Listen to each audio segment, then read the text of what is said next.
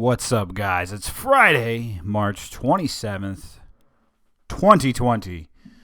Welcome to this week's edition of the Fritzcast. If you missed last week, I got to tell you right now, you need to stop this week's and go back to last week's. But we're actually going to play a clip from last week's episode. It was an interview with Libertarian presidential candidate Jacob Hornberger, who I might have prematurely dubbed the leading candidate or the popular candidate. In our discussion, we figured out, in our discussion of it, we revealed, that libertarian primaries are, they're non-binding contests.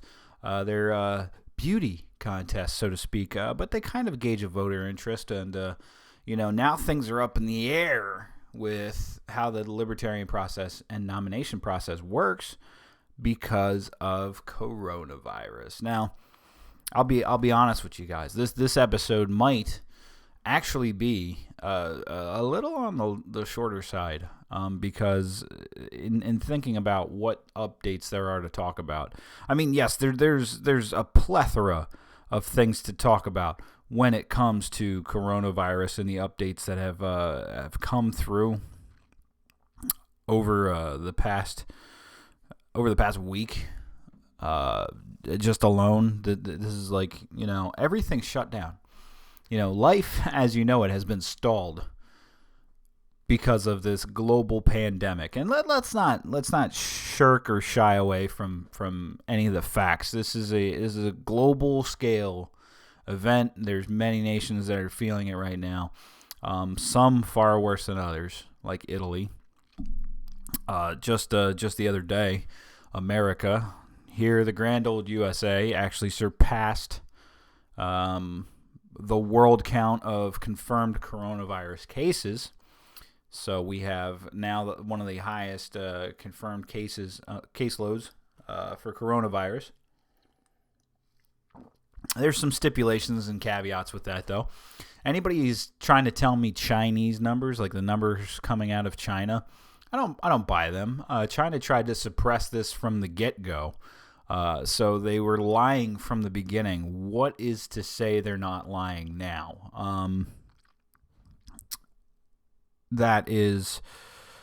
It's really hard to gauge that because I don't believe China's playing ball or playing fair with it or even giving people accurate data over this thing.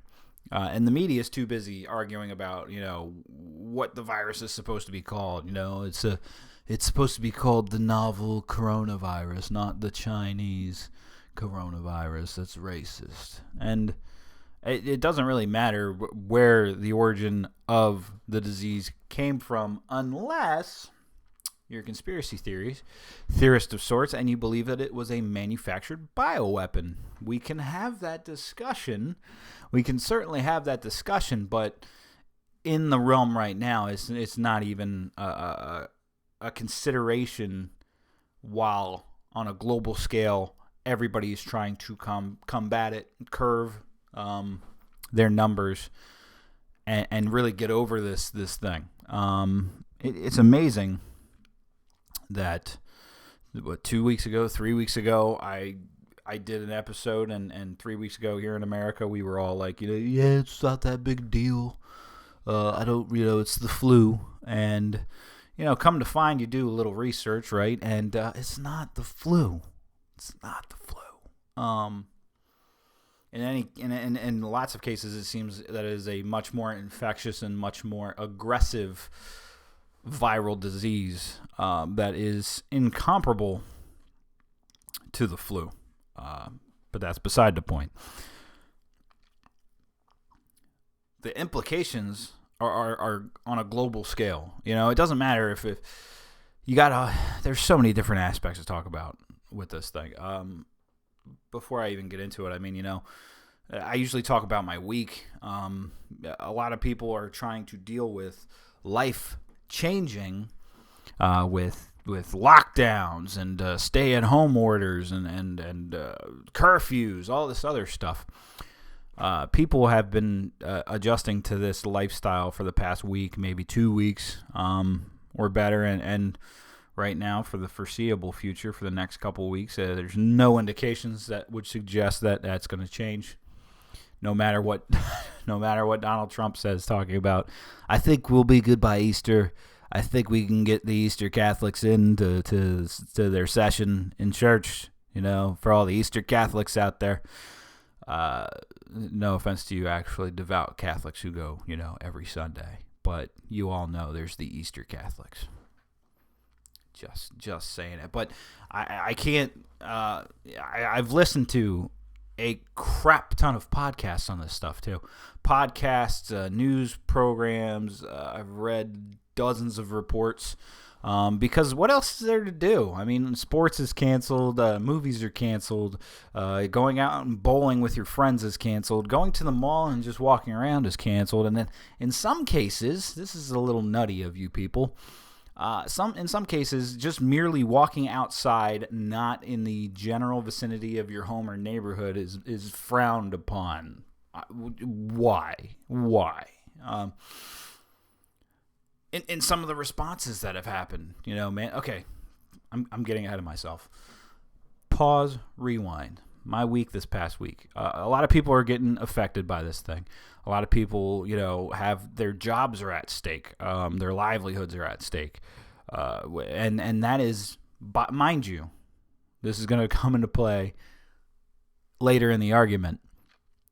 That the whole life being disrupted thing, you could say, well, it's because of the virus and all that. Well, it is, but technically it's measures enacted by the government that have caused the economic hardships and troubles that people are now experiencing. That was a call from the government, and we'll dive into some nuances there. For me, life hasn't changed that much. I still, I'm an essential employee. I still go to work every night. And I work. Nothing's changed on that front. My wife was not working. She was doing college at University of Delaware, which was the ground zero for COVID here in Delaware. They've all moved to online classes starting Monday. So she'll be doing online classes, but regardless, there was no income from my wife. We weren't depending on any income from my wife. My income's still coming in. So I have not been adversely affected by this. Unless, of course, I actually get COVID and have to be quarantined for 14 days or whatever. But then I have the sick time banked up, nearly 1,000 hours because I've never called out of work. So I'm not adversely affected by it. And I'm probably in the category of people who could get COVID and not, personally really suffer any setback. If I got it, it would just be 2 weeks quarantine. Needless to say, I don't want to play with that. I don't want to contract COVID and find out that it is, find out that I am somebody that is susceptible or will get hit harder with it. I don't want that. I really don't want that. I'd rather just not and say I did. When you're not adversely affected, it's hard. It was still cold out and crappy. So outside activities anyway wasn't really going on. My wife and I weren't going to the movies anytime soon. We weren't going bowling or going to main event or anything like that to play arcade games and all that crap. We don't go out to eat or get food a lot for those kind of datey things. If anything, we do lots of work around the house, sprucing up the house, making the house look good, working in the yard because it gets us outside in the fresh air, all that jazz. So, life for Fritz hasn't changed. Has not changed. Nothing is different, except maybe I wash my hands a little bit more often now, especially at work, and especially personal protective equipment. Way more conscientious of that, and should have been that conscientious of it anyway. But this is where we're at with it. So I'm not adversely affected, but I know a lot of people are. A lot of people are in a bind. A lot of people are worried about what they're going to do because they don't have a job now, or their job's just on hold. Some people are fortunate enough to still have that job. Small businesses have have tried their damnedest to not just up and lay off staff and call it a day. We've seen some great outpouring, outreach, charity, all that stuff. And all that stuff is great. All that stuff is great.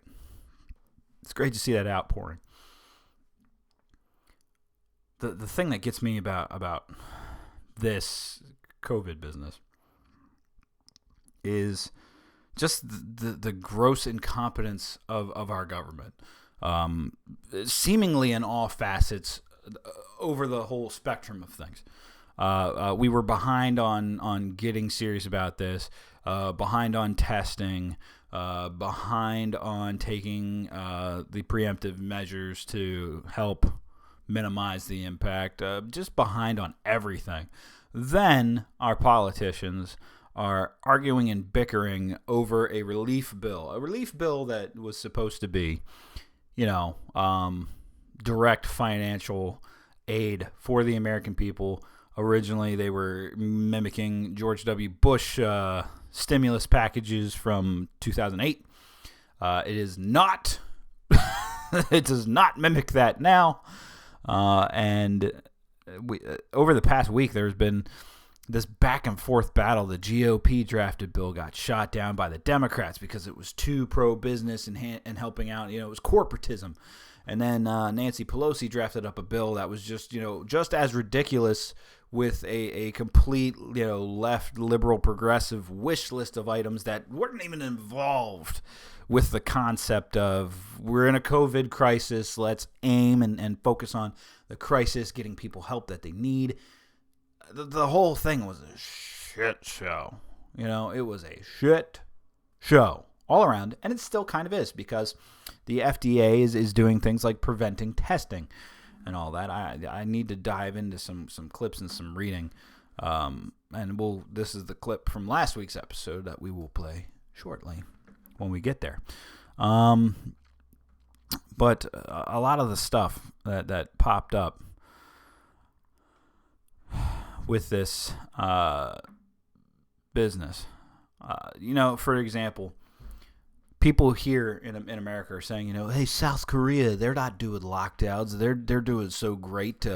Why can't we be more like them? That's how we should be, is in South Korea. They say that, but they don't research some of the things behind South Korea, which is why we're going into this Forbes magazine article. My computer's being slow as crap because I did not boot it up because I'm a bad person today. But you'll see, you see the title, South Korea sees coronavirus slowdown without a lockdown, but with nearly 250,000 tests.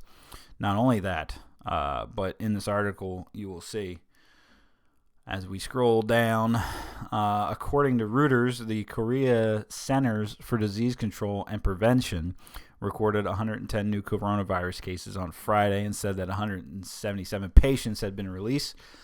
The first time the daily number of recovered people rose above the number of new cases. So they are seemingly, at least, maybe trending on a downswing. The chief of the KCDC, Jung Eun-kyung, said he expects this trend to continue as numbers indicate a downward trend. A hopeful sign that South Korea may be past the worst of the coronavirus outbreak without implementing lockdowns like China and Italy. One of the keys to containing the virus in South Korea, though, is where it's really telling, especially if you're an American thinking that we should mimic or follow that pattern. And this is highly overlooked for some reason. I don't even know why. The libertarians share the hell out of this, and they don't read the details of it. It kind of baffles my mind. Because in a letter to the New York Times, as we're reading right here, Seo Eun-young, the director of the Foreign Press Relations in the Ministry of Foreign Affairs, said aggressive testing has been the key to containing the virus. Aggressive testing. Lots of tests ready to go. Aggressively testing, finding the people who are sick, quarantining them, quarantining people that they've been in contact with. This is where it gets a little freaky. Because the next passage that we're going to highlight here, right here. Unlike other countries like the United States where only people showing symptoms are recommended to be tested because we still have a limited number of testing. The FDA, the CDC, they have not allowed for private testing to really overtake this thing here in America. They've been squandered. We kind of went over that last week with the doctor in Seattle. Wanted to jump on top of it, wanted to start testing. What does the government say? No, can't do testing. Get out of town. Crazy. South Korea tests anyone who had been in contact with a confirmed case, and they found those people by tracking down credit card activity, surveillance camera footage, and mobile phone tracking those who are potentially exposed, a measure that has proved effective but has raised questions about privacy. What are we big here in America? Your Fourth Amendment right to privacy. Some people are probably going to say this is really cool. South Korea used a data system in which they were monitoring people and were able to get on top of this, pandemic and really start cracking down and minimize the impact. Yes, but there was a trade-off, and the trade-off was privacy. The trade-off was that they don't have a Fourth Amendment. The trade-off is that South Korea literally is one of the higher-ranking surveillance states in the world, and they're used to it there in South Korea. They don't mind it. Here in America, it's a little hard to come by, just a little bit. The UPI reported South Korea had conducted almost 250,000 tests as of Friday. They wrote that the aggressive testing is also why the country's mortality rate of 0.77% is so far below the 3.4% global average. And to encourage testing, the roughly $134 fee is waived for anyone who is already a suspected patient or who tests positive. South Korea government is still monitoring potential flares of coronavirus. New clusters are reported to have emerged at a Seoul call center, a church in the southeastern city of Daegu, and a government office in Sejong, about 75 miles from Seoul. Right here, key. The U.S. has reportedly tested fewer than 14,000 people. This is Dr. Anthony Fauci told Congress that was a failing of the government. Our government failed to jump on this quick enough, failed to have measures in place for tests to be developed and available. Failure all around. And it's just sad that we have to discuss it like that. Really, really sad that we have to discuss it like that. Going down here, the $2 trillion bill got passed the Senate in a historic 96-0 vote.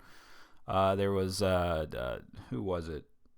Thomas Massey was pushing the issue for the House to vote in person for roll call for this today. A move that he's going to be criticized for. Rand Paul was criticized for saying that we should pull troops out of Afghanistan and from around the world to reallocate military budget money that was put forward to that and reallocate it into the COVID fight.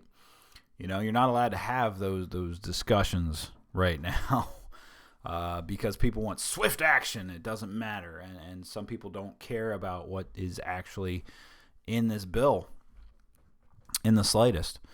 And that's the scary thing, is that if it's a situation where if you question some aspect of the bill or something about the bill, it doesn't matter if what you're bringing up is legitimate. It really doesn't matter if what you're bringing up is legitimate, because if you speak out against the bill, then you're against helping people. You're against any and all aid when it comes to this coronavirus business. You're against helping out the poor sap that got conned out of their job, or rather not even conned out of their job, forced out of their job by the hands of the government, and now they're not even going to get compensated the right way by the government. trying to pull up this story on the $2 trillion. It's because it's opening in Apple News, and that's my fault for not being more organized and prepared for it.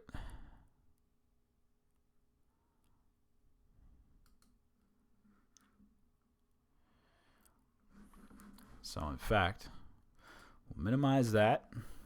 Boom. And we'll actually put up a new window capture that can get Apple News. There it is. There we go. So, woo, look at that. Pan down a little bit there. Give us a little better view of this. Trump signs historic $2 trillion stimulus after Congress passes it on Friday. This far-reaching legislation stands as the largest emergency aid package in United States history. It represents a massive financial injection into a struggling economy with provisions aimed at helping American workers, small businesses, and industries grappling with the economic disruption. The House of Representatives earlier in the day approved the bill that passed the Senate earlier this week, overcoming last-minute drama by using an unusual procedural move to thwart a demand by a conservative Republican to force members to vote in person. That person was Thomas Massie of Kentucky. It says in this article, quote, Thomas Massie of Kentucky infuriated members.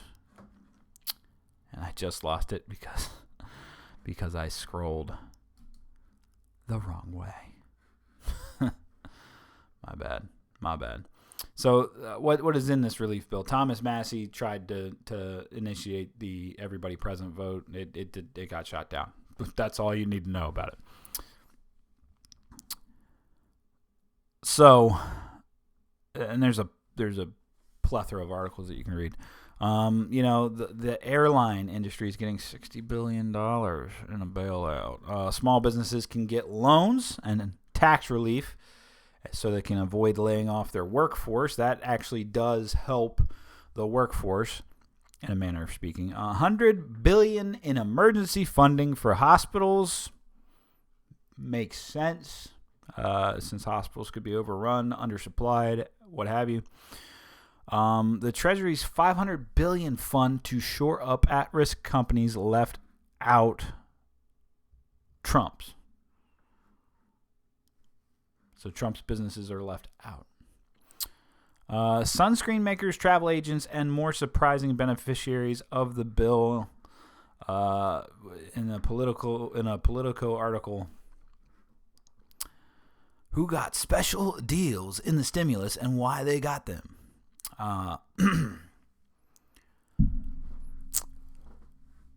Look at this, man. Patrick Leahy managed to successfully push a minimum assistance figure for every state, $1.5 billion, to make sure small states like his weren't left out in the legislation.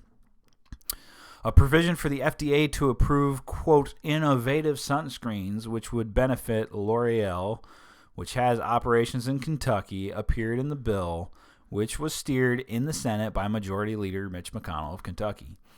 The gaming industry wasn't left out either. Casinos will be able to tap government loans for disaster assistance, a payback after casinos were blocked from receiving tax breaks extended to other businesses after Hurricane Katrina in 2005. Let's see. Travel agents relief. The ability to apply for $25 billion in loans and loan guarantees reserved for the airlines. Why? Because the travel's knocked out, obviously. Better, faster sunscreen. Special deal. Tucked in the final bill is language ensuring that the FDA reviews newer and more novel ingredients for over-the-counter sunscreen products in a timely fashion. What does that have to do with coronavirus aid, really? You tell me. You tell me. Equity for small states. Okay. Job security for military bases.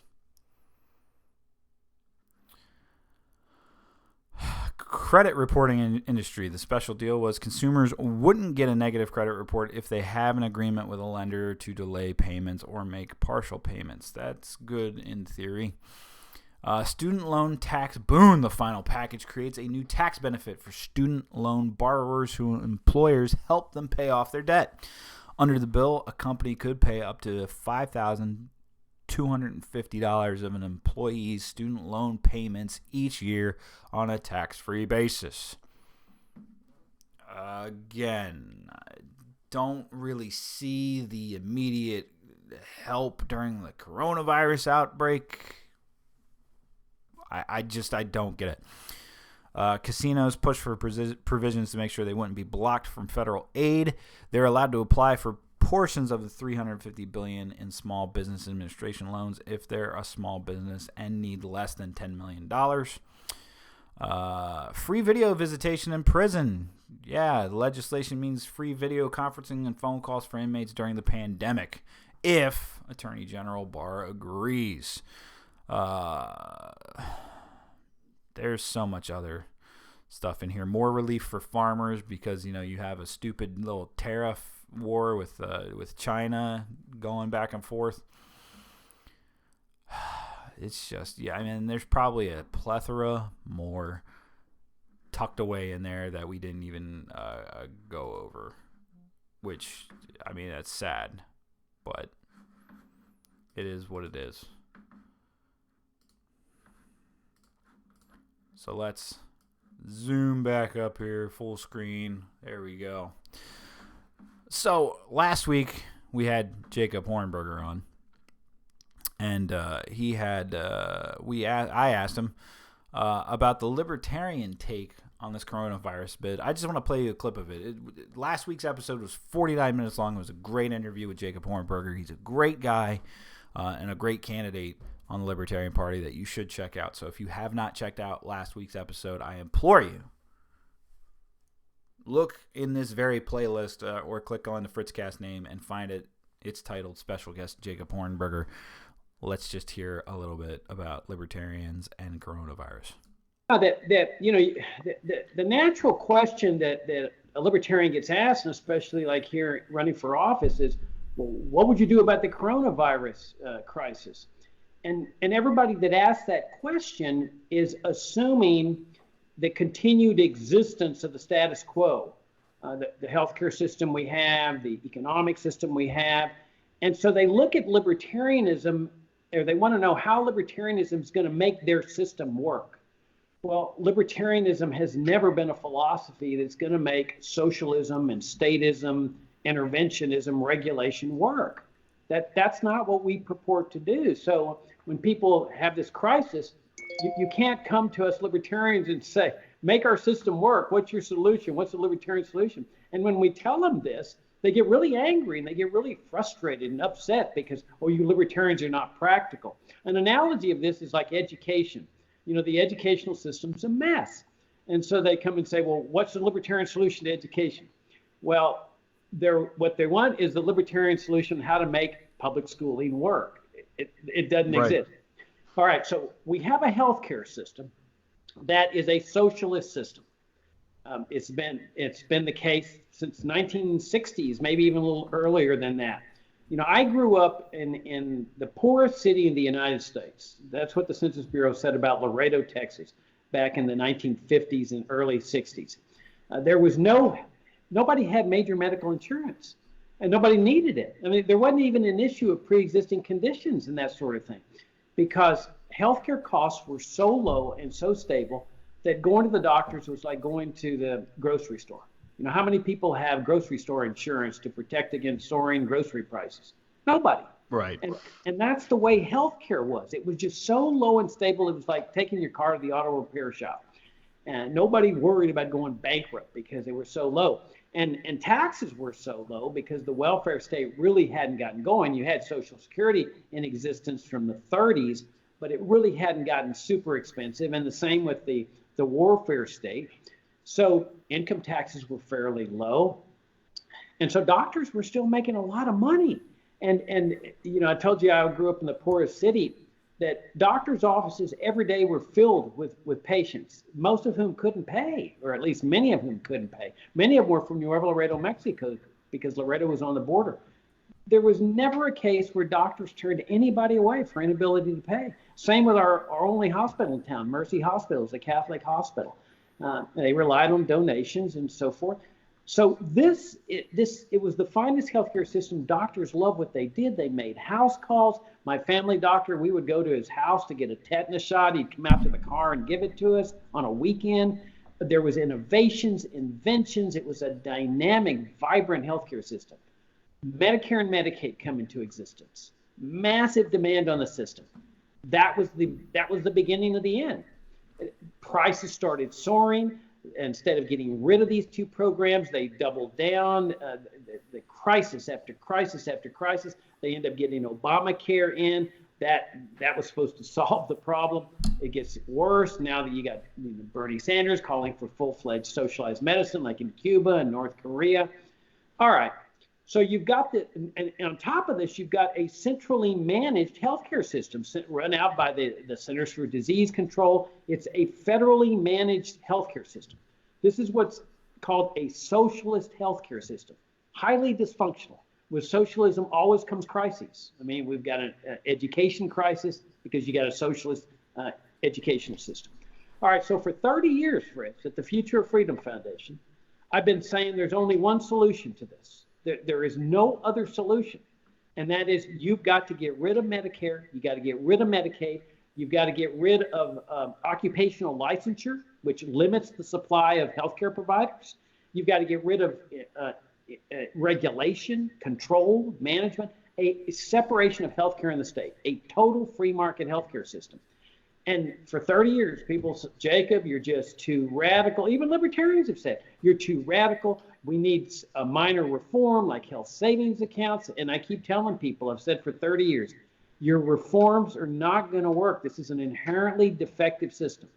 And so now and the same thing with the economy. You've got a centrally managed economy, highly taxed, taking huge amounts of people's money. You've got, which is a socialist system. The income tax is one of the 10 planks of the Communist Manifesto. You've got a centrally managed system with the president at the top initiating trade wars with China, raising tariffs, all kinds of stuff, with this obsession of just getting the stock market up. You've got a Federal Reserve System, which is a socialist system as well, that has totally destroyed what had been the finest monetary system in history.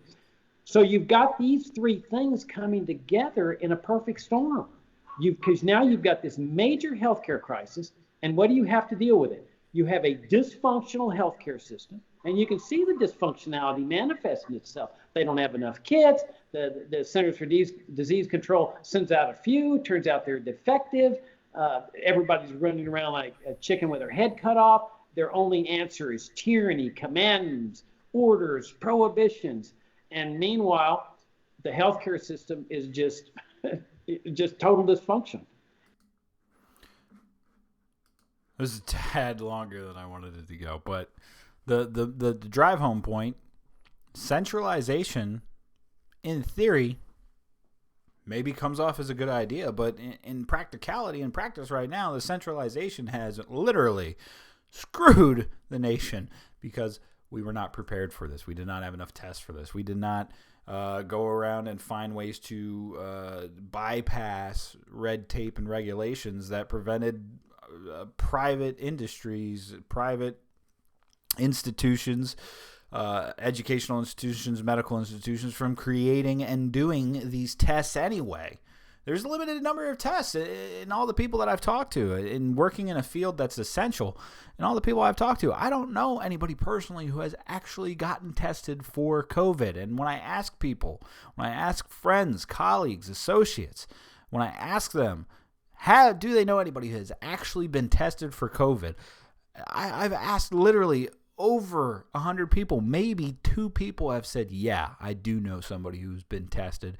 And typically it's a person who is in a nursing department in one of the hospitals locally, which makes sense. But and on top of that, here in Delaware, they had drive testing sites put up. But why would I go and get a test done if I'm not showing any symptoms and I'm not feeling like poop?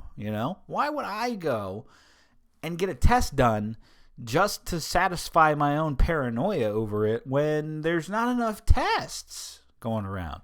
It just doesn't make sense. Doesn't make sense. And our response has been crap. And here we are now. Here we are now where people are clamoring for, mind you, 4 weeks ago, 5 weeks ago, Trump is literally Hitler. We need to do whatever we can to remove Trump from office. And now people are clamoring for that same government, that same power, to force people to not even leave their homes for the next couple of weeks to a month because of how bad this virus is. They're clamoring for the government to do that. I watched a clip the other day of the UK police telling people to disband from a park. And from the video that I saw, social distancing was being enacted. There was not like a 90 billion people crowded on this green field of a park. There was people on the green field of the park. They were spread out. Some of them were lying down and sunbathing. Do I see being outside away from your home as completely problematic?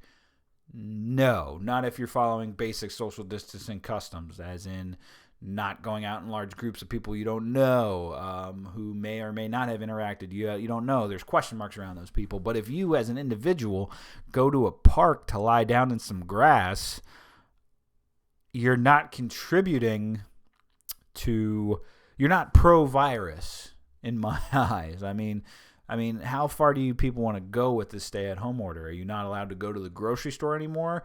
Or does that have to be limited? How do you limit that? How do you tell somebody that they can't go to the grocery store to get groceries? And don't give me crap about you've had plenty of time to stock up. No, some people haven't had their lives changed by it. Other people are worried about money to be able to go to the store because their job is shut down because the government told their job that they're not allowed to operate during this pandemic. Not saying there's a perfect answer. There's really not a perfect answer, but I know a couple of things. I know that, one, this is a serious disease. It's not the flu, okay? We got to stop with people saying that. Some people do have to take this more seriously. Seriously, stop freaking heating up the beaches and stuff in large groups and saying, fuck it, who cares? Literally. Just stop. Just knock it off.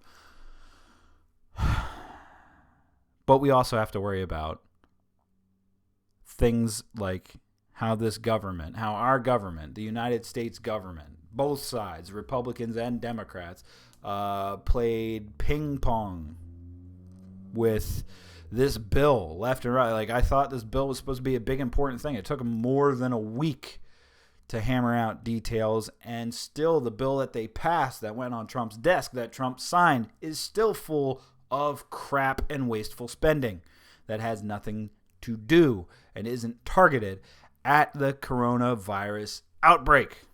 It's incompetence. Incompetence! It's maddening. Completely maddening.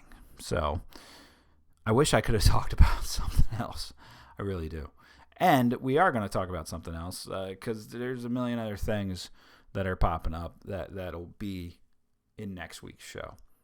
We're going to save it for next week's show. We're not going to talk about the latest revelations in Joe Biden because we have to see where they go with this and how legitimate these allegations may be, and what kind of impact they'll have on Joe Biden, who at least until 2 days ago pretty much had the Democratic nomination in the bud. Sorry, Bernie bros, but statistically speaking anyway, by the numbers, Bernie would have to win out like 60% or more in every other contest that's happening.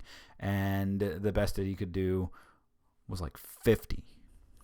So that's beside the point. We'll see. We'll cross that bridge next week's episode because I had to spout off about this coronavirus stuff. I really did. I know you guys are getting tired of it too. You're on lockdown. There's no sports. There's no entertainment. You can't go anywhere and do anything. And even if you're walking around your own neighborhood, there's a fair to slight chance that somebody will lean out their door or window and yell at you and berate you because you're not at home. Even if you're walking by yourself or walking your dog or even just walking with your family as a small group of 5 people. That's all I got to say. That's all I got to say. We have this bill passed.